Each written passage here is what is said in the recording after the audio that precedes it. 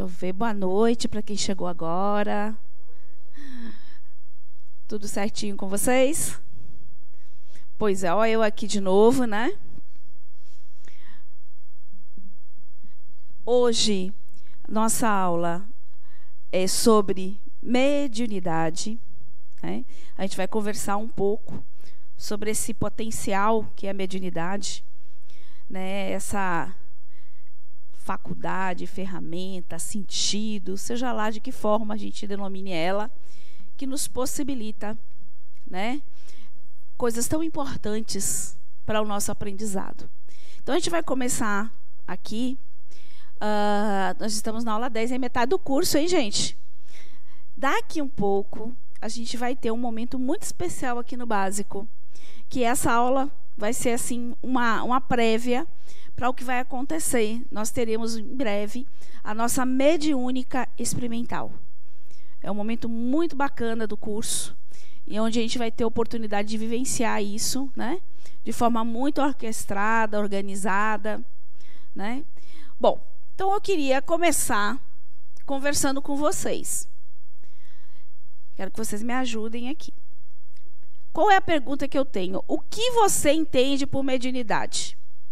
Quem gostaria de falar? O que sabe sobre mediunidade? O que entende por mediunidade? Aqui? Boa noite. Eu entendo que seria a comunicação entre os encarnados e os desencarnados. A comunicação. Que mais? Você aumenta só um pouquinho aqui, Rodrigo, por favor. Acho que agora ficou melhor, né? Quem mais?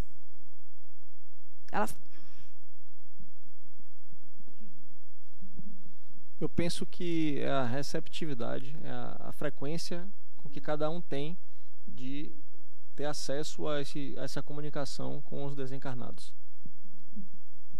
Então, esse acesso, essa frequência que estabelece essa comunicação, não é? Entre encarnados e desencarnados. Que mais? No meu modo de ver, a capacidade que o espírito tem, encarnado ou desencarnado, de interagir com os planos, as outras dimensões. Gostei, viu, Paulo? Quem mais? Hã? Não, ela foi lá rapidinho. Se precisar, eu dou um grito. Não quer, não? Alguém mais? Pode deixar, que daqui a um pouco eu vou recrutar alguém. Quem mais? Deixa eu ver aqui.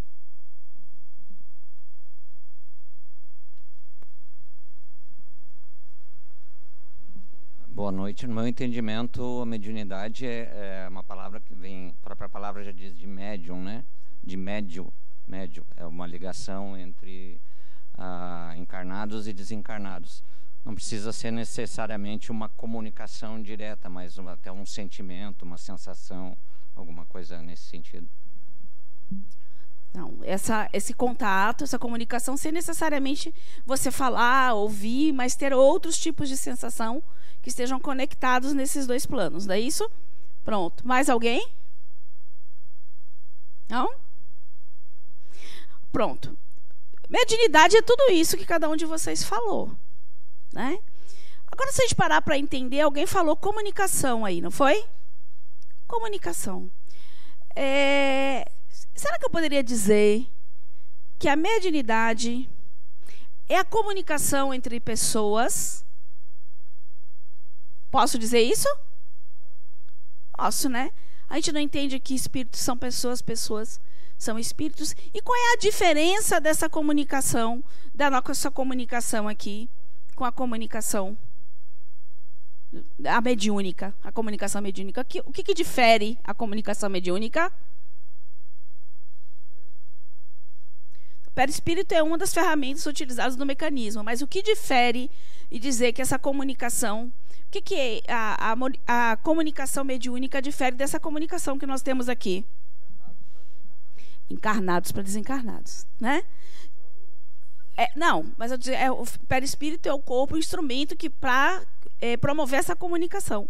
Mas o que eu quero chegar é dizer assim, na realidade, A mediunidade nada mais é do que a comunicação entre pessoas que estão em planos diferenciados. Simples assim, comunicação. Certo? Sem muito protocolo, sem muito misticismo, é isso. Nós estamos nos comunicando com outras pessoas, outros espíritos desencarnados que estão num outro plano de existência. E a mediunidade seria o quê? Esse instrumento, esse sentido que me permite perceber essas frequências, né? Essa comunicação, ela pode ocorrer de várias formas. Ela pode vir através da escuta, ela pode vir através da escrita, ela pode vir através de uma inspiração, ela pode vir através de um sentimento, um sentido, de você sentir presenças. Então, a comunicação mediúnica está certo, como ele falou, não é só o ouvir e o falar ou o escrever, é muito mais. Essa ferramenta envolve muito mais contatos do que simplesmente isso. É que a gente acaba sendo, que mais tem destaque seria, né, a psicografia, a psicofonia, né, a audiência. A gente vai ver alguns tipos hoje, né? Então, eu só queria começar deixando assim, né, de uma forma muito simples e natural, é a comunicação entre espíritos em planos diferenciados.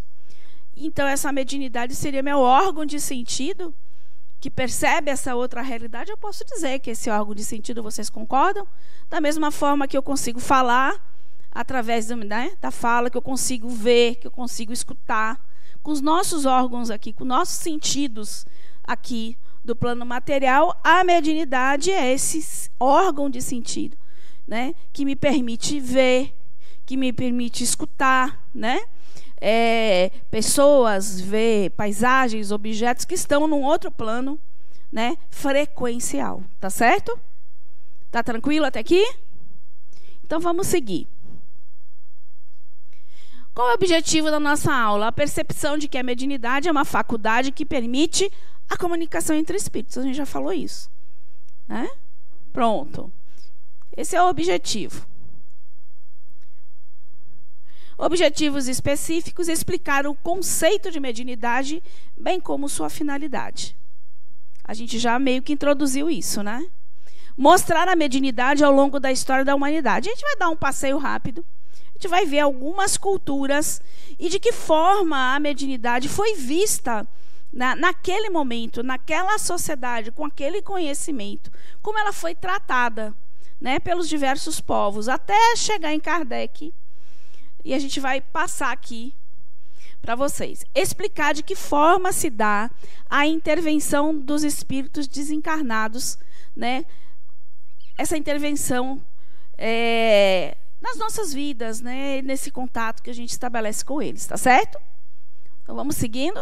Mostrar os diversos tipos de mediunidade, bem como essa classificação. Então a gente vai dar uma passeada aí pelos tipos de mediunidade, e muitas desses tipos de mediunidade a gente vai poder ver aqui na nossa mediúnica experimental, tá certo?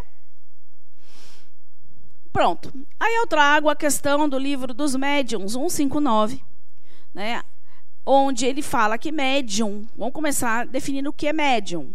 Médium, já está a palavra sugerindo, é o meio, é o intermediário, certo? É aquela pessoa que serve de intermediário nas comunicações faz esse contato entre o plano espiritual e o material. Ele consegue fazer, né?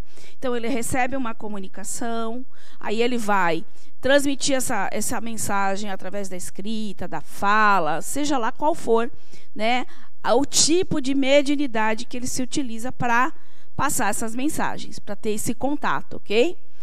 Toda pessoa que sente em um grau qualquer a influência dos espíritos é, por isso, médium. Esta faculdade é inerente ao homem. Quando a gente fala inerente, quer dizer o quê? Que todos nós somos médiums. Todos, sem exceção. Certo? E, por consequência, não é um privilégio exclusivo. Todo mundo é mais ou menos médium. E quando fala que todo mundo é mais ou menos, é pelo nível de ostensividade. Tem pessoas que já têm uma mediunidade mais ostensiva, que se conecta e entra em transe com mais facilidade, né? Aí você tem médiuns videntes, audientes, de cura, vários tipos de médiuns. Vocês vão ter aula só de médiuns na próxima, né, aula.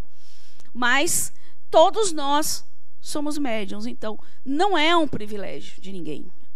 Eu médium, grande coisa, é mesmo dizer, eu tenho olhos, eu também tenho olhos, mas nem todo mundo enxerga da mesma forma, né? Essa é a diferença. E tem gente que é completamente cega, que não consegue enxergar nada, mas deixou de ter os olhos? Não, os olhos estão ali, certo? Apenas não conseguem ainda. Então a mediunidade é muito isso.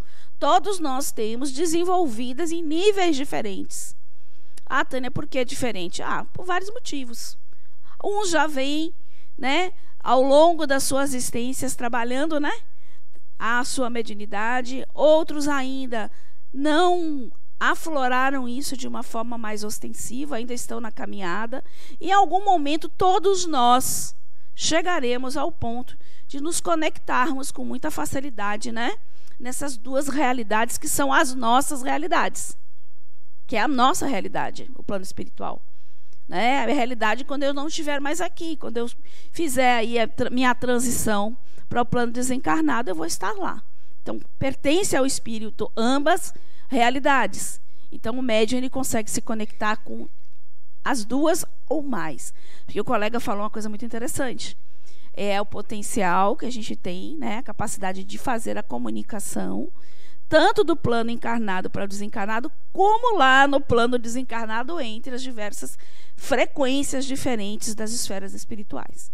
Então, se usa a mediunidade lá também, não só aqui encarnados, não. Tá bom? Vamos lá. Então, baseado no que a gente está falando, que todo mundo é médium, todos nós já nascemos com esse... Desde que encarnamos a primeira vez, já nascemos com esse potencial mediúnico, apenas precisamos desenvolvê-lo. Que a mediunidade é uma faculdade inerente ao ser humano. Ponto. Simples assim. Que todos os indivíduos são médiuns, independente de sexo, de idade, de crença, de raça, de condição econômica, o que torna a faculdade inerente ao homem. Então, não existe distinção, né? Eu ter mais dinheiro não me torna um médium melhor. Eu tenho menos idade, não me torna um médium pior e o mais imaturo. Não. Vamos lembrar que o espírito é muito antigo, né? Apenas pode estar num corpo jovem ainda. Então, todos nós temos. Você vê que tem crianças. As crianças têm um nível de mediunidade muito alto, porque elas ainda estão muito próximas do plano espiritual, né? Ainda muito recente o seu reencarne. Então, eles têm uma ligação direta. Então, você vê crianças, por exemplo, o tal do amiguinho imaginário, né? Quem é que lembra aí do amiguinho imaginário? Ou lembra, pelo menos, de brincar sozinho, horas a fio, conversando com alguém? Alguém lembra? Ninguém lembra? É interessante, eu lembro que eu era criança, eu não lembro do amigo como era, da amiguinha como era a aparência dela, mas eu me lembro que eu conversava, ela me respondia, eu brincava, né, de todo tipo de brincadeira, convidava ela estava ali brincando comigo. Então, eu sei hoje que era uma presença de fato, né, e a gente perde um pouco essa referência. Quando a gente cresce, a gente esquece, né?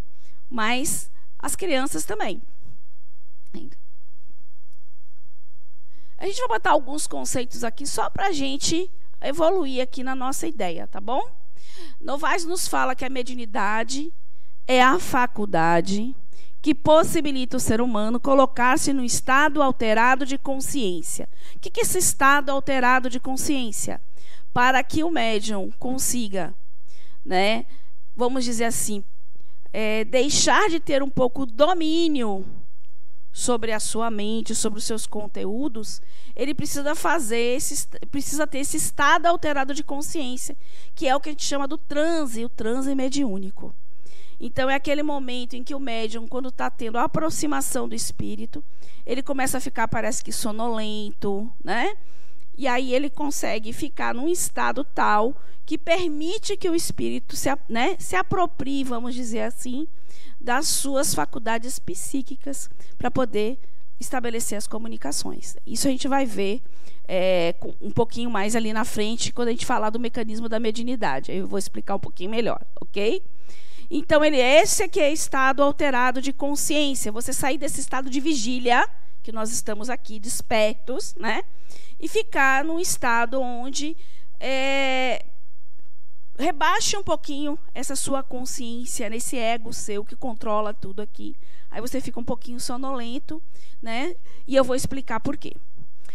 Permitindo-lhe manter comunicação psíquica, porque a comunicação, a gente vai ver, mediúnica é mente a mente. Mesmo quando a gente fala assim, eu vou incorporar. Na verdade, não é o corpo que está sendo tomado, e sim a mente, né? O contato de mente a mente.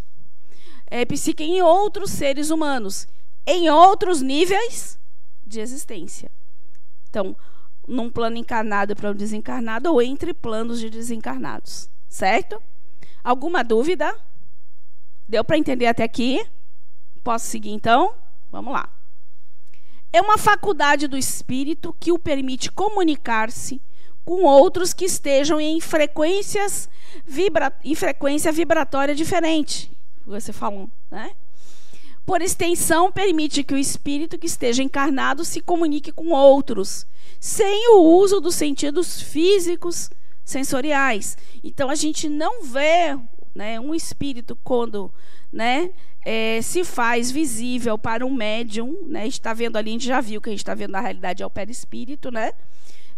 Quando ele está ali, não é com os olhos que eu estou enxergando, não é com os ouvidos que eu estou ouvindo, com sentidos, e sim, né, com a minha mente, né? São outros olhos, né?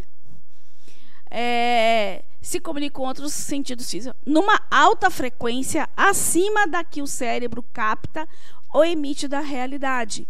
Porque o nosso cérebro é físico, é material, né? Como toda a estrutura do nosso corpo, material. Então, nós estamos aqui numa frequência de matéria. A nossa mente, o nosso perispírito, não. Uma frequência, né, muito mais alta, tá? Que é a frequência lá do plano espiritual. Então, a mediunidade nos permite acessar, nos conectarmos nessa frequência.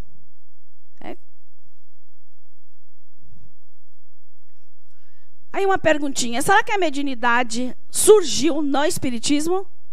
E aí? Hein? Será que é novinha assim, né? Porque o espiritismo é novinho, né? Não, né? Não. A mediunidade é muito mais antiga do que a gente pensa. Porque se desde que eu encarnei a primeira vez num corpo humano, encarnei mesmo, né?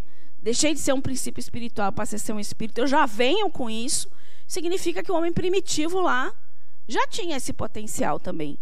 Quem assistiu a aula de espíritos, pelo menos na que eu dou, eu falo, né, que os homens primitivos colocavam, né, um crânio na entrada da caverna, porque eles acreditavam que as pessoas que tinham desencarnado não voltariam. Lembram que eu falei isso na aula de espíritos? Pronto. Então, desde aquela época já tinha uns médiuns videntes capazes de se conectar com o plano espiritual. E aí, a gente chega aqui, a gente tem vários, né, relatos, a história mostra várias situações onde a mediunidade fazia parte, né, da história, faz parte da história da humanidade e muitas vezes contribuiu, inclusive, para que se estruturasse, né, a forma de pensar de um povo, a forma de agir. Então, a gente vai ver um pouquinho. A mediunidade sempre existiu desde o surgimento do homem na Terra. Sempre esteve presente no desenvolvimento da humanidade. Ao longo dos tempos, foi interpretada e utilizada de acordo com a cultura, a religião e conhecimento dos povos e pelo interesse também, vamos colocar aqui, né? Então, ela foi usada de formas diferentes. Por quê? Porque o homem viveu eras diferentes, com formas de pensar diferentes, com acessos do conhecimento diferente, não é isso? Então, não pode ser igual, né? Então, pegando ali a era primitiva, né, que o homem botava lá o crânio, olha como era. A mediunidade foi considerada assim a mediunidade inicial. Era uma mediunidade muito mais intuitiva, né? o médium tinha uma postura idólatra em relação a todos os fenômenos que ocorriam na natureza. Então, aí mostra, por exemplo, ali, ele reverenciando os raios, né? Porque ele não conhecia. Como ele não conhecia o que era aquilo, ele não sabia que era aquilo um fenômeno natural, né? Ele idolatrava, porque muitas vezes achava que era Deus, né? Então, nesse período aí, o médium idólatra. Então, adoração ou temor às forças da natureza, denominadas como deuses, né?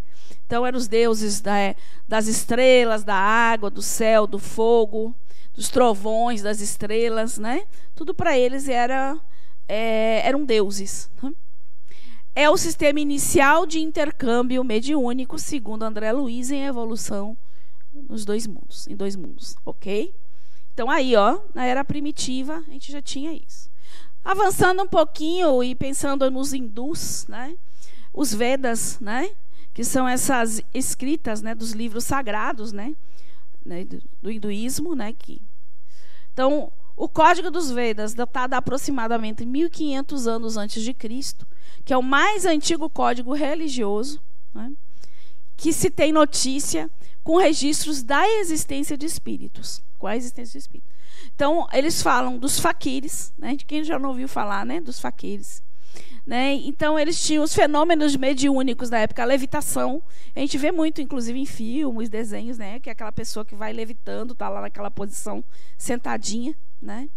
E consegue se elevar do solo, né? Estado sonambúlico até nível de êxtase. E outra coisa interessante é a insensibilidade hipnótica à dor. Aquelas pessoas que caminham sob brasas e uma série de coisas e não sentem dor, né? Além de um treino para evocação. Evocação do que eles chamavam de pitris. E olha o que eram esses pitris. Eram espíritos que vivem no espaço depois da morte do corpo, cujos segredos eram reservados somente àqueles que apresentassem 40 anos de noviçado e de obediência passiva. Então, existia toda uma ritualística para que a pessoa pudesse se comunicar com esses espíritos, que eram espíritos desencarnados, né? Os espíritos dos antepassados no estado invisível acompanham certos brahmes, convidados para a cerimônia em comemoração dos mortos. Então, era um ritual de comemoração aos mortos, né? E sobre a forma aérea, que a gente pode falar na forma espiritual, o perispírito, né? Seguem-nos e tomam lugar ao seu lado quando eles se assentam. Então, já falavam do o espírito, né? Que está ali se apresentando com seu corpo espiritual, por isso que forma aérea, né? Porque é uma matéria mais sutil, ele consegue levitar, né? Essa matéria consegue levitar aqui. Então tá ali. Vedas são as 4 obras de um idioma chamado sânscrito védico e formam a base do sistema da escritura sagrada do hinduísmo. É bem antigo, né? Então, os hindus, sumerianos e babilônios, ó que interessante. A medicina dos sumerianos, misto de ervanaria e magia, com receituário, consistia principalmente em feitiços para exorcizar os maus espíritos que acreditavam ser a causa de suas doenças. Então, já existia também aí um ritual de cura, né? A partir do que eles chamavam de magia, né? E o uso de ervas com receituário, hein? Existe um tipo de mediunidade que chama receituário, que o médium ele prescreve, né? Os babilônios primitivos acreditavam em espíritos malévolos que se escondiam na escuridão e cruzavam os ares, espalhando em seu caminho o terror e a destruição, para os quais a única defesa eram os sacrifícios e os sortilégios mágicos. Então, mais uma vez aí a mediunidade mostrando esses espíritos, né? E a gente já viu que espíritos nós temos de todas as categorias, de todos os gostos, de todas as formas, que agem das mais diversas maneiras, tal qual nós, né? Tal qual nós aqui encarnados. Os egípcios, né? Os egípcios tinham um conhecimento sobre a morte, inclusive Livro dos Mortos, né, que a gente ouve falar muito nos filmes, né, que era um verdadeiro manual de como ele deveria, né, seguir na vida no pós-morte, né, e inclusive como voltar depois, né. Conheciam o magnetismo, ó, Mesmer não é tão atual assim, né. Ele já conhecia o magnetismo, o sonambulismo, curavam pelo sono provocado, praticavam largamente a sugestão, usavam a clarividência como fins terapêuticos e eram célebres pelas práticas de curas hipnóticas, né? Não era à toa que a medicina deles era tão avançada, né, naquela época. Emancipação da alma, então eles já tinham conhecimento desse corpo espiritual, esse corpo que se desprendia, né, do corpo físico, seja num processo de emancipação total como parcial, né, como vocês já viram, né. E evocação dos mortos pelos sacerdotes dos faraós. E naquela época, esses sacerdotes tinham tanto poder quanto o faraó, né. Eles eram o contato com os deuses, né. Práticas restritas aos templos sagrados, misteriosas, sem acesso aos leigos. Então, só quem tinha acesso a esse contato nesse período eram os sacerdotes. As pessoas, né, da sociedade comuns, né, não tinham esse contato. Embora acreditassem em tudo isso, devido à pós-morte, desse contato. Mas Moisés aos hebreus, tanto é que nesse período, né, quando Moisés, vamos dizer assim, proíbe, né, esse contato mediúnico, ele proíbe aos hebreus, né, que entre nós ninguém use de sortilégios e de encantamentos, nem interrogue os mortos para saber a verdade. E a gente vê que Moisés fala isso. Como é que eu posso interrogar os mortos se depois foi dito que isso não é possível, se isso não existe, que não é possível essa comunicação? Moisés estava falando. Então, como é que você proíbe algo que não acontece, que não existe, que não pode ser? É porque muitas das religiões falam isso hoje, né? Então, tá aí Moisés. Aí, ó, interessante, os celtas também, né? Os celtas tinham esses grupos fechados de sacerdotes especializados em comunicação com o além, chamados de druida. Quem era que a gente conhece que foi a reencarnação de um sacerdote druida? Allan Kardec. Allan Kardec. Que inclusive era o nome, ele adotou Allan Kardec por causa disso. Certo? Por causa desse... Porque ele foi um sacerdote druida. Os druidas ou sacerdotes celtas já admitiam a reencarnação, olha que interessante, a inexistência de penas eternas, o livre-arbítrio, olha que interessante, né? A imortalidade da alma, a lei de causa e efeito e as esferas espirituais na existência de elementais como duendes, fadas, gnomos, etc. E na proteção dos espíritos superiores. É muita coisa parecida com o que a gente vê agora, né? Reencarnação, a inexistência de penas, né? Que a gente não está aqui para pagar, a gente está aqui para aprender. Então, eles já traziam isso. O espírito Zéfiro revela que aproximadamente no século VI a.C., Denizar Rivaiu foi o chefe druida. Okay? Esse espírito de Zéfiro aparece muito nesse período da codificação. Muito, né? Instruindo, né? Esse Zéfiro foi o espírito que passou a dirigir as reuniões das mesas girantes realizadas por Baudin em Paris. Certo? Celtas. Gregos e romanos, a gente até falou lá na aula de espíritos, né, sobre a questão dos oráculos, né, que eram santuários em homenagem aos deuses. Então, esse é o oráculo de Delfos, mas tinham muitos outros oráculos, né, para deuses, né.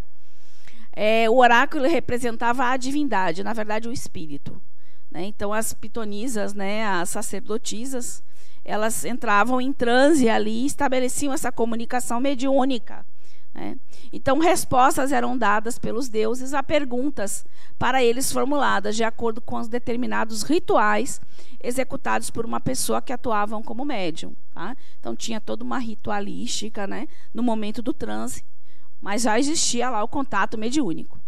Eram núcleos de intercâmbio medianímico, quase que não sai, onde trabalhavam sibilas, pitons e pitonisas, que eram médiums.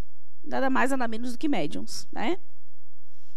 Gente de todas as classes sociais, inclusive autoridades públicas e militares, visitavam estes lugares e recebiam orientações das mais diversificadas. Então, imagine que é uma sociedade toda ali, né, envolvida nesse contato mediúnico, buscando, né, aconselhamento, dirigindo a sua vida, aquela própria sociedade, a partir do contato espiritual. Então, foi um momento em que nada era feito sem consultar, né, o oráculo. Né? Nos judeus, né, a Bíblia com o Velho e o Novo Testamento é uma fonte riquíssima de fenômenos mediúnicos. Vocês concordam? A gente vê vários fenômenos, né? Jesus mesmo era um médium incrível, né? A tão propalada proibição de Moisés e a evocação desses espíritos é uma das maiores confirmações sobre a existência da mediunidade. Era uma mediunidade na época natural, era natural para eles, não era. A Bíblia está cheia de efeitos inteligentes e físicos, vocês concordam? A gente vai falar um pouquinho sobre o que é o inteligentes e físicos. E destaque para o profetismo mediúnico, né? A era dos profetas, né? E aí foi Moisés e os 10 mandamentos. Há quem diga que os 10 mandamentos foi a primeira psicografia, né? Que foi Moisés psicografou. Jesus e os apóstolos, né? E aí você tem demonstração de conhecimento da mediunidade pela prática das diversas manifestações.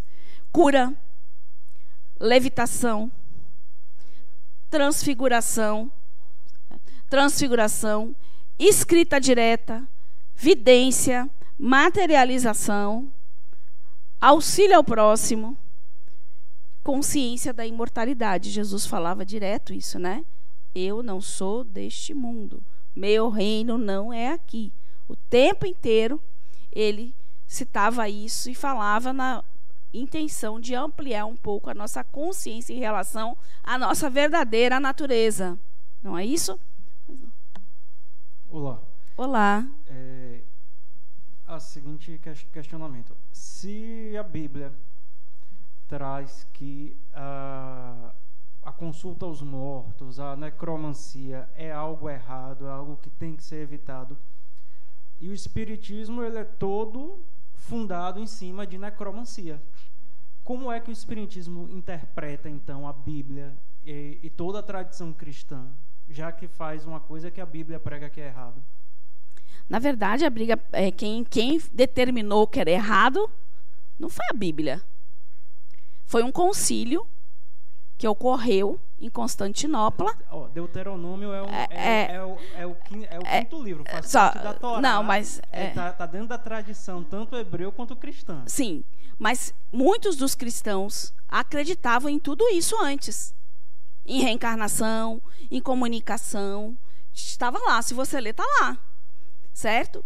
Quando foi feito o concílio em Constantinopla por Justiniano, se tirou a crença da reencarnação, o contato com os mortos, porque não havia interesse ali desse conhecimento. Então, vamos dizer assim, o evangelho ele foi, de uma certa forma, retirado muitas coisas que não eram de interesse na época para a igreja. Teve isso. Então, o espiritismo, se você parar para pensar, primeiro, ele não nasceu como religião. Ele não surgiu como religião. O espiritismo não é religião.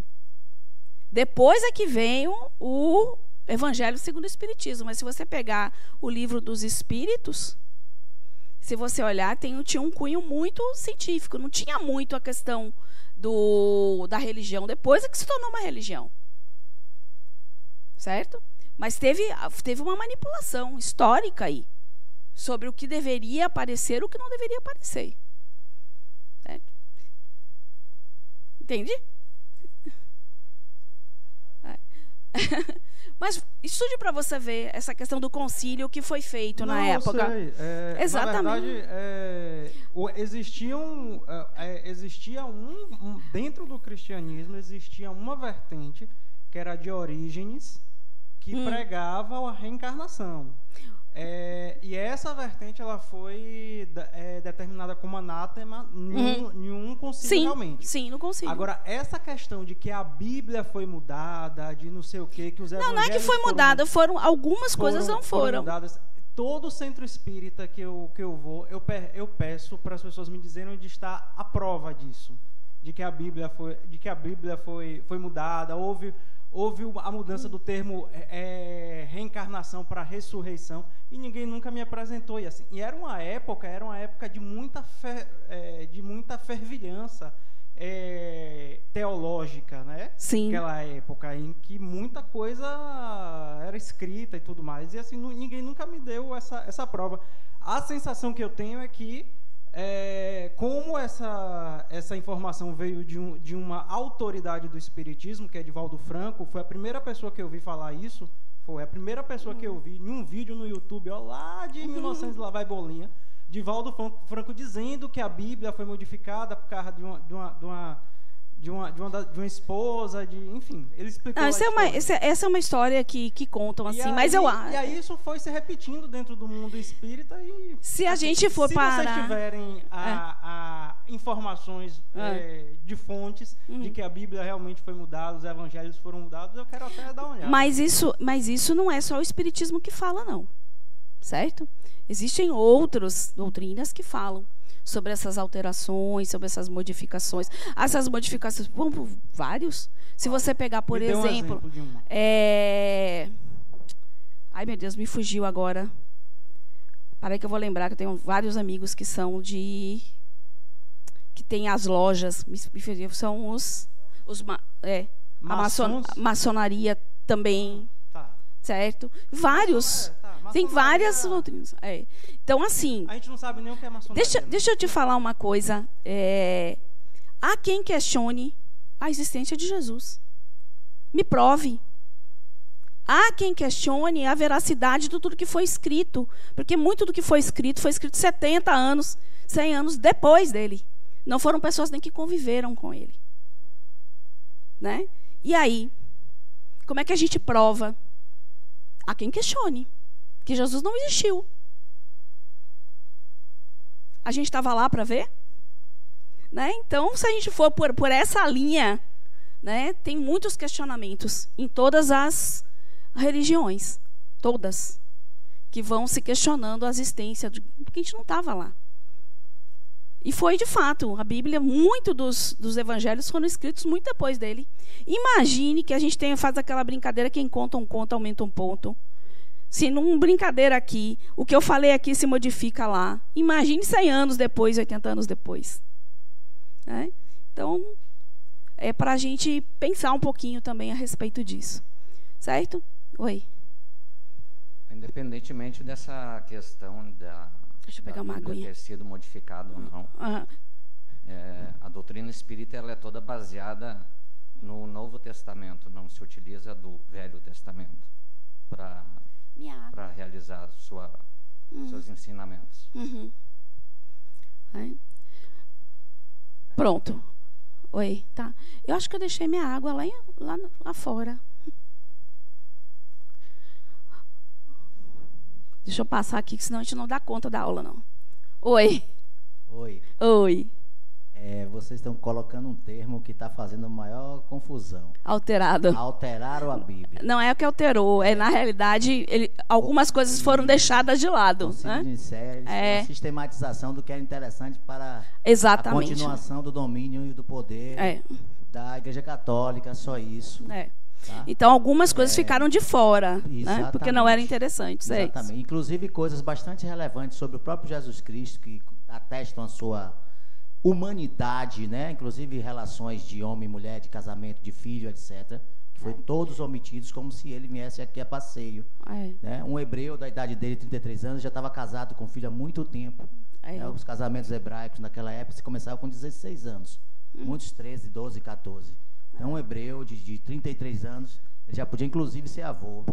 Né? Então, se vocês forem mergulhar aí no...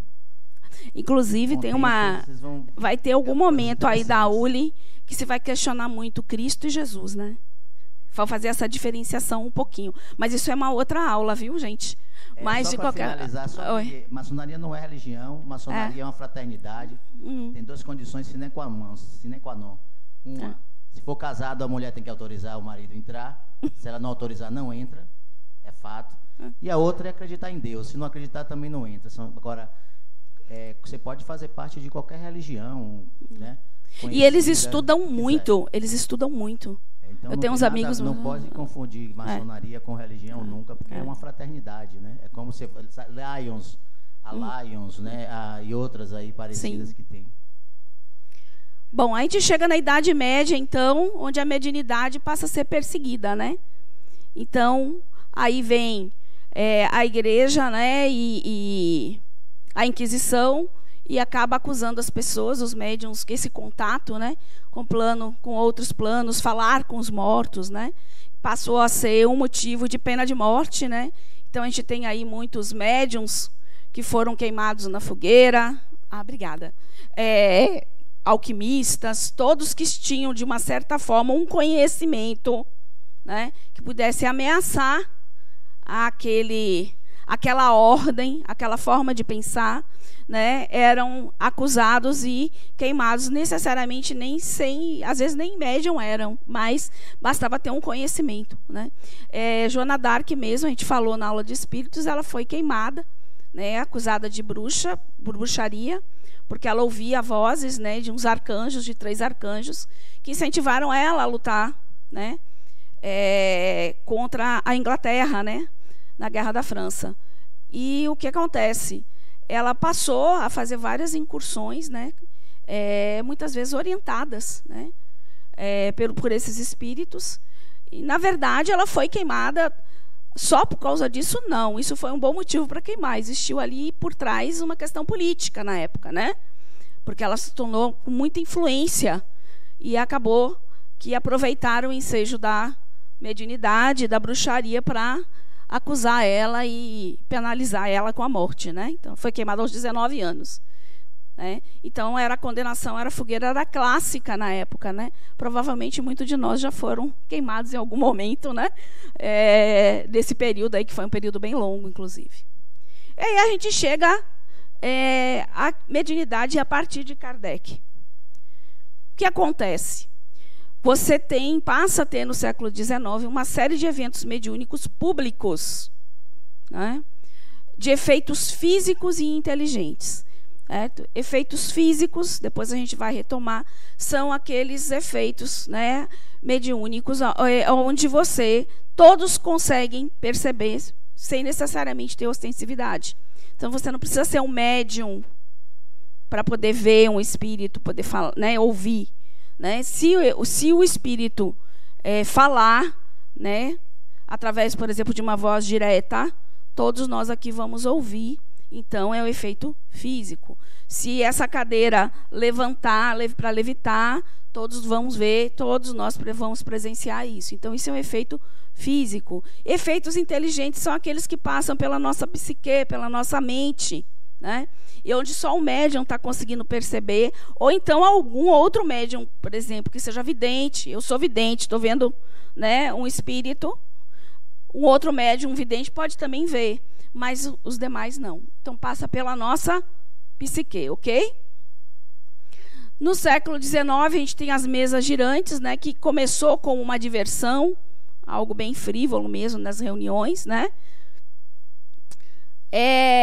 As mesas fazendo seus questionamentos sobre a natureza do fenômeno, né? O espiritismo chega, né, para questionar. Kardec, inclusive, foi em busca para questionar, para provar, inclusive, que não existia, que aquilo não existia, esses fenômenos, que ele poderia explicar isso através do magnetismo.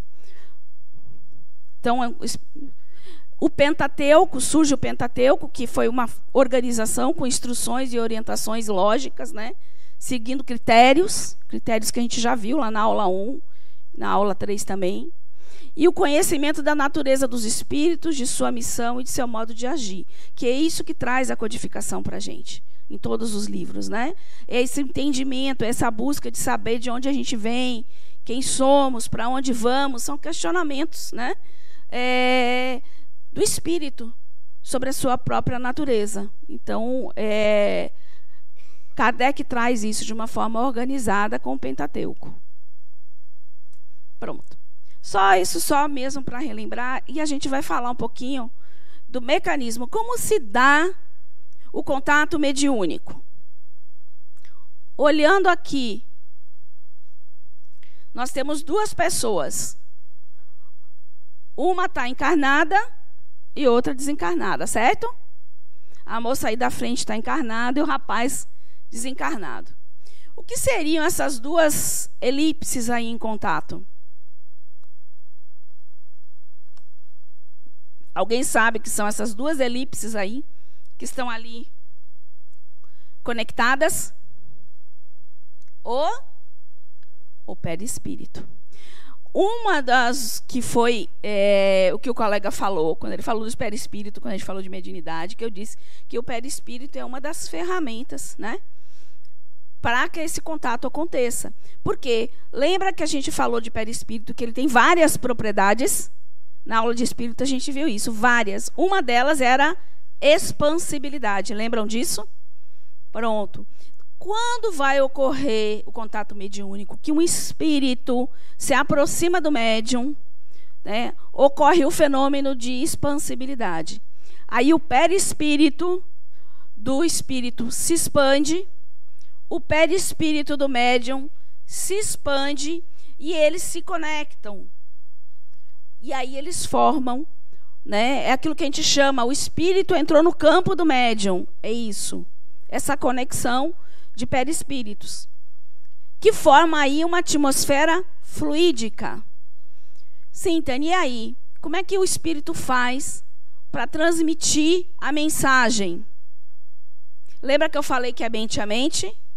No momento em que essa atmosfera é gerada, o espírito transmite as suas mensagens, o seu pensamento, o seu desejo, através de ondas eletromagnéticas que vão sair neste meio aí, vão ser transportadas e serão captadas pelo coronário do médium, que é um centro de força que a gente tem aqui no topo da cabeça. Lembra que a gente falou, quando falou do perispírito, dos 7 centros de força? Por exemplo, esse é o centro de força, o chakra, né, como é conhecido em sânscrito, vai captar essas ondas, certo?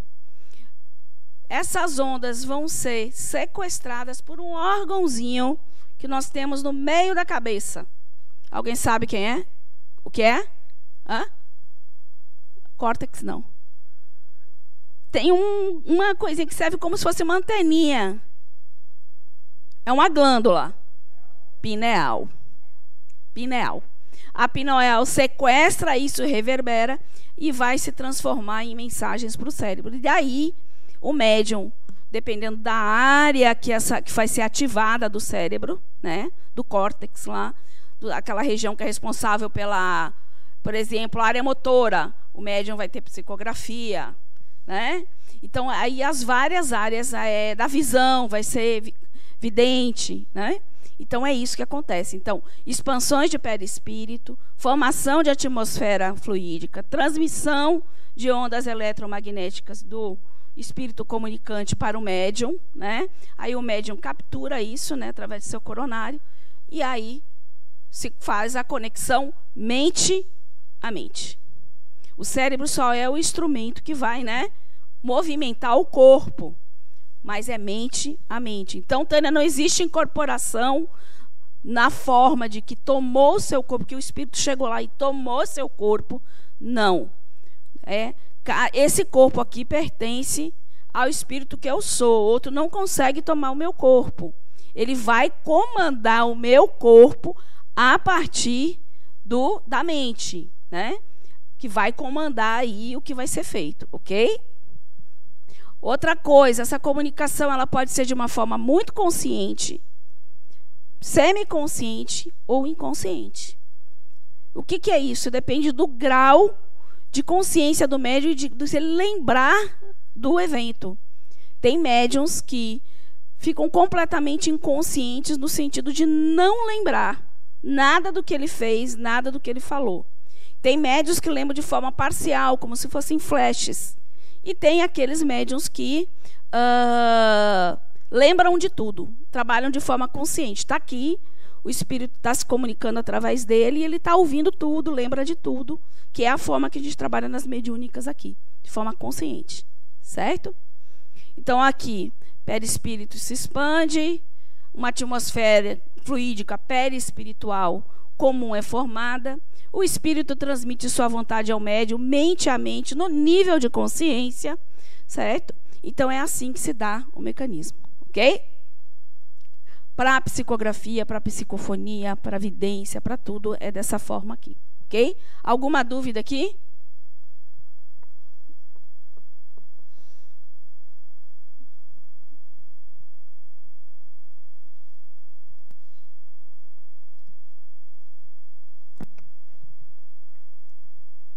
Sobre essa questão da incorporação, eu já vi situações de incorporação onde o médium, inclusive, muda a fisionomia física dele. E tem aqui, até eu separei, na página 72 do livro Obras Póstumas, as relações entre os espíritos e os médiums se estabelecem por meio dos respectivos perispíritos. Por meio dessa combinação dos fluidos perispirídicos, o espírito, por assim dizer, se identifica com a pessoa que ele deseja influenciar. Não só lhe transmite o seu pensamento, como também chega a exercer sobre ela uma influência física, fazê-la agir ou falar a sua vontade, obrigá-la a dizer o que ele queira. Servir-se, numa palavra, dos órgãos do médium, como se seus próprios fossem. Podem, enfim, neutralizar a ação do próprio espírito da pessoa influenciada e paralisar-lhe o livre-arbítrio. Os bons espíritos se servem dessa influência para o bem e os maus para o mal. No meu entendimento, isso é uma incorporação, porque aqui diz que não só através do pensamento, mas toma conta dos órgãos. Mas ele consegue, através do pensamento, comandar o corpo. Ele se utiliza assim. Quando ele está aqui, eu estou fazendo a psicografia, ele está se utilizando do meu braço. Está se utilizando do meu braço, mas ele não toma o meu corpo. Isso é o que eu quero dizer. Não é que ele entrou dentro do meu corpo e está movimentando o meu corpo a partir disso. Ele está fazendo isso a partir de um comando da mente, como a gente faz com o nosso corpo. Como é que a gente comanda o nosso corpo? Não é? Nós mesmos comandamos o nosso corpo. O espírito demanda o que ele quer fazer e o corpo obedece. Né? Mas aí é uma coisa chamada transfiguração. Aí é outra coisa que eu vou explicar. É outra coisa, não é incorporação, é transfiguração. Tá? Porque ele se não toma, ele não tem como tomar o seu corpo. Ele pode se utilizar, sim, dos seus órgãos. Comandar a pessoa que é inconsciente mesmo, que não tem controle sobre a sua mediunidade. Muitas vezes faz coisas que não quer. Passa muitas situações difíceis, mas não é porque ele tomou o corpo dela, mas ele está dominando a vontade dela e se utilizando dos órgãos dela, sim. De escrita, de fala, de escrita, viu? E aí, tem muito a ver sobre a questão de afinidades que você estava falando aí, né? A comunicação acontece por meio da ligação psíquica do médium e do espírito comunicante, que acontece através da sintonia e da afinidade entre ambos. Então, as comunicações não acontecem por acaso. Os espíritos se conectam com a gente por afinidade. E eu me lembro que a gente falou até na aula de espíritos, né? Isso. Que aqui mesmo, encarnado, nós fazemos isso. Nós não nos ligamos a pessoas por afinidade. Nós andamos nos grupos, que a gente brinca assim, com a mesma vibe, né? Que sejam similares, que tenham uns gostos parecidos, não iguais, mas são pessoas que têm a ver com a gente. Né? Tem a ver com o meio que eu frequento, tem a ver, né, com a forma que eu penso. Então, a gente já faz isso. A mesma coisa são as sintonias que a gente estabelece entre encarnado e desencarnado. São por afinidades, né? São por sintonia vibracional. A gente vai mostrar aqui. A qualidade do que é produzido através dessa mediunidade está diretamente ligada a essas duas condições. Como está o meu padrão vibratório? Com quem eu estou me sintonizando tem a ver com o meu padrão vibratório, com a frequência que eu emito, né? Tem a ver com as minhas afinidades. Então, exemplo, eu sou uma pessoa que eu vivo aqui fazendo desobsessão. Certo? Ah, porque eu estou sempre obsediada. Por que você está sempre obsediada? O que você, né? No que você vibra, em que sintonia você está, que atrai essas pessoas até o seu campo. Aí a pessoa chega, faz não sei quantas fluidos, não sei quantas desobsessão, sai daqui e não muda absolutamente em nada. Porque quem vai fazer a desobsessão na realidade, ali a gente faz, limpa o campo da pessoa e tudo, ela sai tranquilinha. Chega ali na esquina, virou, já chama a galerinha toda de novo. Porque precisa uma mudança sua, uma mudança interna. Você precisa se transformar. Né? Então não adianta ficar fazendo desobsessão, tirando as pessoas. Você tem que aprender a trabalhar aquilo em você. O que você precisa modificar para não estabelecer mais essas companhias, essas conexões. Né? E aí, ó, a afinidade mental. A afinidade tem a ver muito com os pensamentos. Né? A sintonia vibratória tem a ver com sentimentos. Se você pegar uma escala, existe uma escala dos sentimentos, das emoções. E essa escala mostra a frequência de cada sentimento desse, a frequência do amor, a frequência da culpa, da vergonha, do medo. Né? Isso emite, né, vibrações que vão possibilitar essas conexões. Vão favorecer essas conexões. Se eu sou uma pessoa que vibro, né, no sentimento de culpa, eu vou estar atraindo para mim conexões e pessoas que têm uma vibração similar. Por isso que, normalmente, quando a gente está influenciado, as nossas emoções, os nossos sentimentos são amplificados em função disso. Por quê? Porque você está se conectando com pessoas que trazem essa mesma vibração. Ok? Deu para entender isso? Então, eu escolho as minhas companhias. Então, o exercício é a mudança nossa, a mudança interna. Mas na aula de desobsessão a gente fala um pouquinho. E aqui, por afinidade, os espíritos buscam comunicar-se utilizando médiums que se assemelhem no modo de pensar ou agir. Através da sintonia psíquica, ligam-se energeticamente aqueles que possuem fluidos compatíveis com os seus para produzirem os fenômenos. Certo? Aí vai, né, a sintonia, né, e a vibração de cada um. Okay? Deu para entender? Tá claro?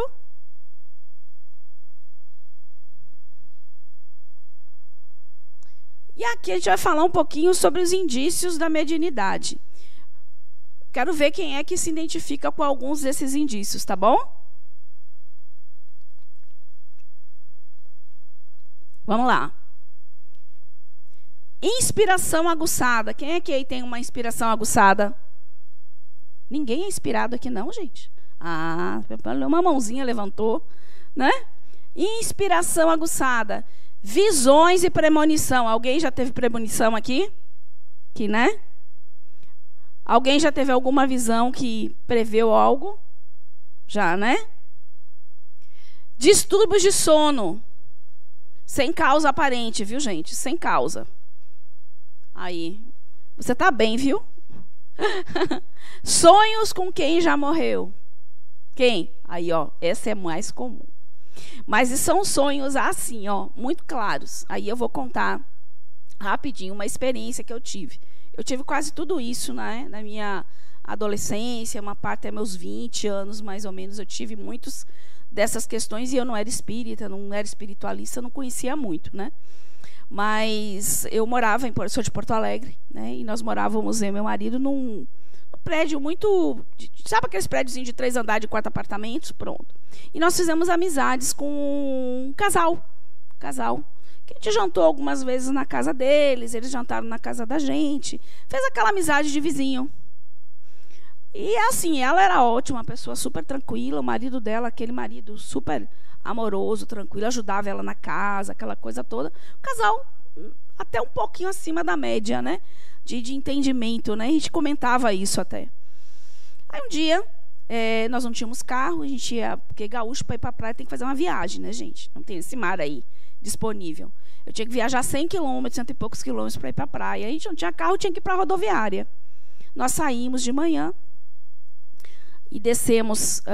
Quando eu fecho a porta, que eu estou descendo as escadas, sobe o marido dela correndo, todo ensanguentado. Aí eu viro apavorada, ele deu de cara com a gente, sabe? Estava muito assustado, muito. E a gente perguntou, a primeira pessoa que eu perguntei foi por ela. Me veio o nome dela na mente.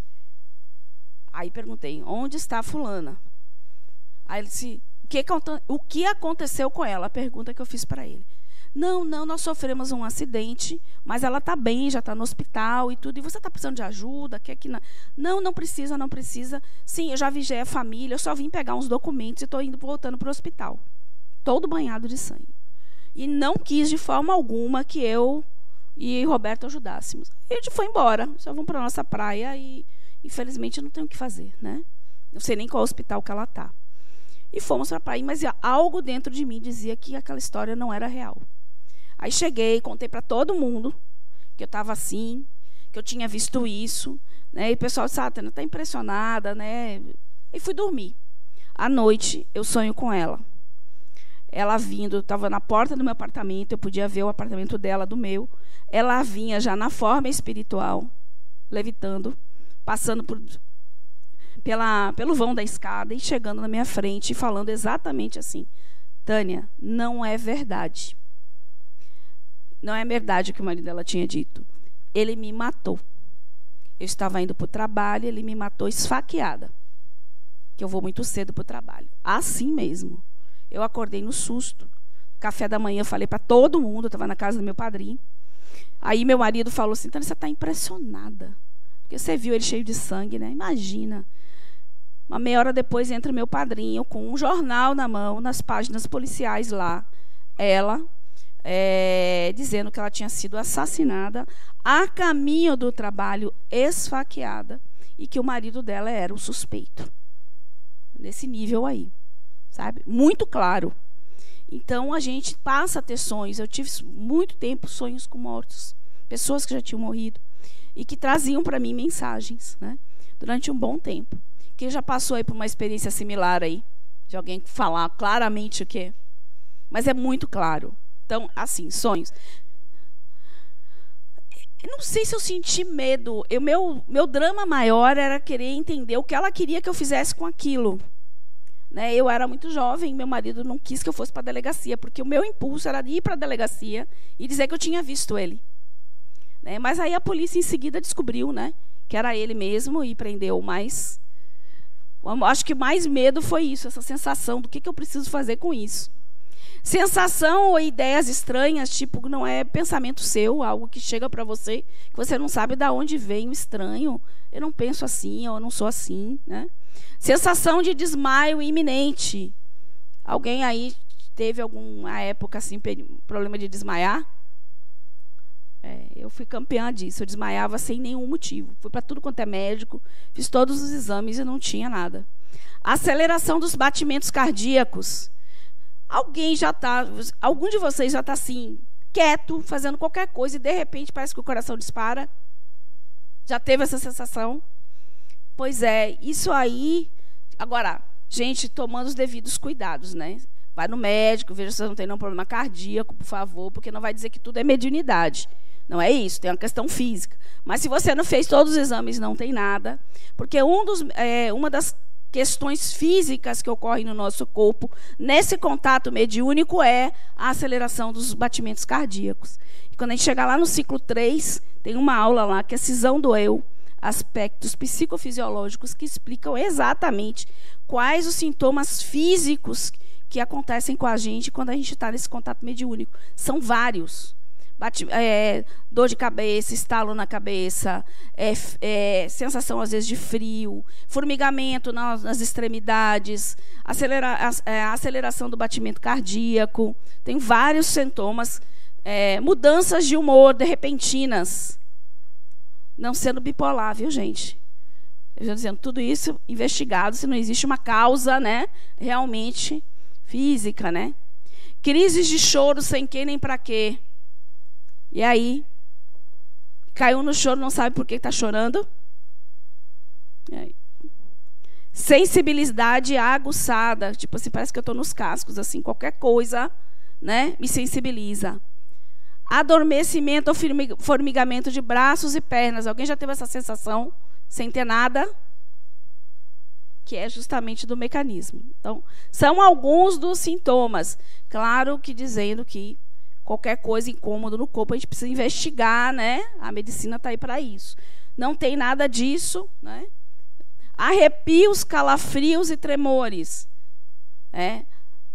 Olha se o ar-condicionado não está ligado, muito geladinho, tem uma corrente de vento, se certifique, né? Porque nem tudo, gente, eu volto a dizer, é mediúnico. Tem coisas que são físicas, são coisas que são, né, do nosso cotidiano. E aí a gente retorna à questão da finalidade da mediunidade. Sim, é só para eu me comunicar com outros espíritos? Qual é a finalidade dessa comunicação? Alguém tem ideia? Por que isso? Vocês estão muito quietinhos, vocês não são assim. Por que será que a gente tem essa ferramenta de comunicação? Qual será o objetivo disso? Oi? Evoluir, que mais? Compreender a continuação. Confortar. Você está falando em relação das pessoas que morreram, saber que continuam vivas? Esclarecer fatos. Que mais? Desenvolvimento tecnológico. E a gente vê aí as histórias de uns médiums aí que vieram para a tecnologia muito forte, né? Que mais? Tem uma questãozinha assim para pensar, que é muito pessoal isso. Sabe, a mediunidade é sua, é muito pessoal, né? Mas alguém tem ideia? Evolução espiritual do médium através da integração de habilidades. Quem que falou evolução aí? Quem falou? Foi você? Aí. Demonstrar a continuidade da vida após a morte. Alguém falou isso também, né? Instrumento de autoconhecimento e autodescobrimento. Por que isso? Vocês vão ver bem profundamente mais à frente, mas eu só vou dar o spoiler. A gente não falou que a comunicação é mente a mente? A conexão se dá dessa forma? Porque para o espírito poder se comunicar e transmitir a mensagem dele, transmitir o sentimento dele, ele vai buscar isso dentro de nós, na nossa psique. E lá na nossa psique a gente tem todas essas coisas. Nós amamos, nós ficamos com raiva, nós sentimos culpa, nós odiamos, nós ao longo das nossas existências já fizemos todas as barbaridades da vida, já matamos, já fomos mortos, né? Então, tudo isso existe. Existe dentro de nós esses núcleos carregados de emoção, de afeto. E é esses núcleos que ele se apropria. Ele vai buscar dentro de nós esse sentimento, né? Para poder se expressar a partir disso. Então, quando eu falo que é um instrumento de autoconhecimento, porque neste momento algo de mim aflora e eu tenho a possibilidade de buscar esse conhecimento, né? Os complexos que estão nessa parte da psique aí, que vocês vão estudar bastante aí no ciclo, que é no nosso inconsciente pessoal. Falando no mapa de Jung, nós temos a nossa psique, né? o modelo de Jung, que é consciente e inconsciente. Esse inconsciente é dividido em dois, né? Um pessoal e um coletivo, certo? Mas aí é um tema lá para... É bem legal de estudar. Equilíbrio psíquico do personagem e do espírito, né? A gente tentar esse equilíbrio entre esse ser que eu sou verdadeiramente, né? Que está lá, toda essa minha essência está lá no plano espiritual, lá na minha mente, na minha psique, lá localizado no perispírito, ok? E buscar esse intercâmbio com nós mesmos, né? Eu, personagem, com eu, espírito, né? Então, ali eu vou entender melhor quem sou eu em essência. Então, o contato mediúnico me promove isso, né? Naturalização da mediunidade no dia a dia. Cada vez mais você vê pessoas se manifestando mediunicamente e entendendo, e é interessante para a gente entender que não é apenas essa ferramenta de comunicação, ela não serve apenas para me comunicar com quem já desencarnou, certo? Mas eu usar na minha vida, né? Sendo inspirada em todas as áreas da minha vida, no trabalho, na vida pessoal, em família. Então, ela é muito mais ampla, muito mais ampla. Quando ele fala em tecnologia, tem uma... Quem já ouviu falar em Nikola Tesla? Nikola Tesla é fantástico, né? Nikola Tesla, ele via os projetos dele em 3D e ele praticamente não desenhava, ele não fazia o projeto da máquina que ele ia construir. Ele fez vários inventos, né? Controle remoto veio para ele, o motor de bobina, né? Bobina alternada, né? A corrente alternada, a bobina Tesla, né? Ele queria, o sonho dele era distribuir energia elétrica e Wi-Fi de graça, gratuita. A história dele é muito interessante, gente, de ver. E ele dizia que ele tinha esse contato e ele via, né? Ele se abria, diz que abria na mente dele, se abria a máquina que ele ia produzir, né? O equipamento que ele ia produzir. E ele já partia para a construção direta, ele não precisava desenhar. É bem interessante. Tem vários que vieram para impulsionar a tecnologia. Mozart, na música, dizia que ele, quando ele estava em silêncio com ele mesmo, as notas, as músicas vinham de uma forma tal que ele não tinha controle, que ele disse que não tinha nenhum controle sobre isso, né?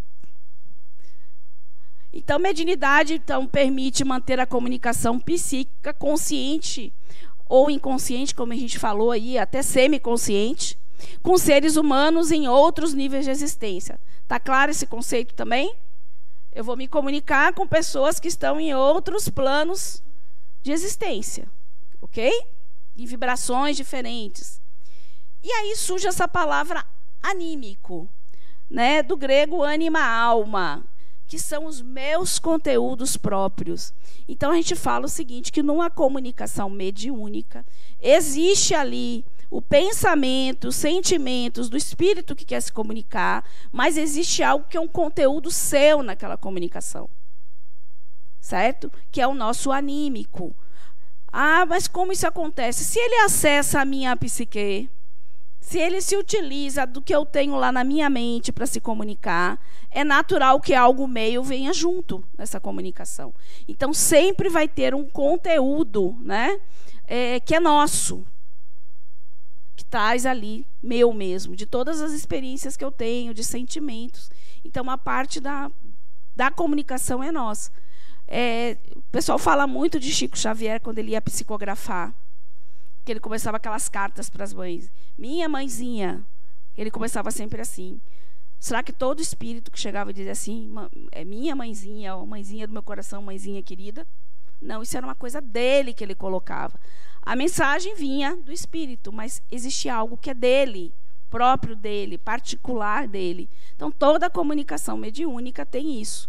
Quando a gente começa logo o exercício da mediunidade, tem muito mais conteúdo nosso do que do espírito. Quando a gente vai ficando mais maduro mediunicamente, já compreende melhor, já começa essa comunicação a ficar mais menos interferência nossa, certo? Isso é anímico. Isso não é falsificação, não é charlatanismo. São duas coisas diferentes. O médium não sabe que aquele conteúdo é dele. Para ele é o espírito que está falando. Né? Tem o espírito falando, se comunicando, mas tem um conteúdo dele também ali dentro. O charlatanismo é aquilo que é produzido pelo encarnado como farsa e mentira. Ele não está tendo ali um contato mediúnico, ele não está em transe, ele está inventando a história, ok? O anímico não. Deu para entender o que é anímico? Conteúdo nosso.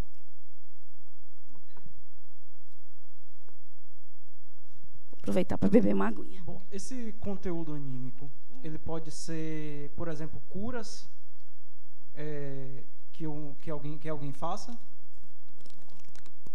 Como assim? Me explique para eu poder entender. Pronto. Deixa eu ver. Eu vou dar como exemplo, por exemplo, João de Deus, que é uma coisa que inclusive eu me pego pensando. João de Deus, ele dizia, João de Deus não é, ele não é kardecista. Sim, ele é médium. Pronto. Enfim, eu sei. O centro dele nunca fez parte da FEB, isso tudo eu pesquisei. Não, ele não era espírita. E, isso. E aí ele dizia que ele era assistido, né, por alguns espíritos, inclusive o Dr. Fritz e tal, e ele realmente fazia curas, certo? E assim, quando eu estudei o livro dos médiuns, o que eu entendi é que, assim, quando o médium ele se rebaixava moralmente, os espíritos iam se distanciando dele. E aí eu fiquei me perguntando como é que ele continuava produzindo tanta cura, e atribuindo a Dom Inácio de Loyola, ao Dr. Fritz, e ele estava se rebaixando moralmente. Como é que esses espíritos evoluídos continuavam perto dele? Aí agora, ouvindo esse conceito de anímico, me veio na mente, será que o que ele produzia era uma força dele, do espírito? Seria mais ou menos isso? Tem a parte de cura que nós somos capazes de curar através do magnetismo. Isso então, sim. Não é só Quando você vai fazer um processo de cura, você pode fazer você mesmo, fazer isso aí, produzir os fluidos de cura. Você pode fazer em parceria com algum espírito, aí seriam os dois fazendo. Pode. A Denauro falou uma coisa pra gente, quando a gente para pensar e desmistificar um pouquinho esses conceitos que a gente tem, né? Porque a gente tem muitas ideias que foram passadas pra gente. Quando para pensar na mediunidade, ele fala uma coisa muito interessante. Quem tem moral, a moral é do médium. A mediunidade não tem moral, certo? Quem tem moral é o médium. Por quê? A mediunidade é uma ferramenta. Eu tenho esse potencial, né, de mediúnico. Mas a moral de que forma eu vou utilizar isso é do médium. Certo? Então, quanto a João de Deus, né, eu não conheci, né, eu sei que era um médium, sim, de cura muito forte. Ele fazia cura. Eu conheço várias pessoas que foram curadas por ele. Várias. Aí eu fico pensando que eu acredito que quando ele começou, ele começou na intenção mesmo de ajudar. E se perdeu no meio do caminho, como a gente se perde às vezes na vida, né? Se esse distanciamento dos espíritos aconteceu, não sei se ele continuou promovendo essa cura, porque ele tem isso dele. Isso ele tem, esses fluidos dele, né? Mas eu fico pensando até que ponto os espíritos acabavam não se utilizando dele para fazer as curas que eles desejavam, né? Então, esse aspecto moral aí, eu acho que chegou um momento em que os espíritos se distanciaram tanto dele que tudo veio à tona, né? Tudo veio à tona. Então, eu acho que chegou o momento em que ocorreu esse distanciamento. Mas eu acho que enquanto ele foi útil para ser instrumento de cura, ele foi utilizado como instrumento de cura, né? Então, eu acho que esse momento de perda aí foi quando realmente agora a gente encerra por aqui. Eu penso assim, isso é um pensamento meu, entendeu? Pensamento muito meu, assim. Que eu acho que os espíritos se utilizaram como instrumento, porque ele era um excelente instrumento de cura. Porque ele tem esse potencial. O médium de cura, ele tem que ter muita doação de fluidos. Não é qualquer médium que cura, né? Qualquer pessoa que consegue fazer isso.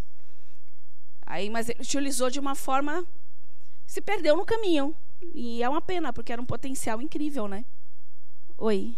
Eu acho que também a espiritualidade entendia de que aquelas pessoas que iam lá procurar ajuda não tinham culpa da falta de moral dele. Não, sem dúvida, né? Entendeu? Por isso que as curas aconteciam.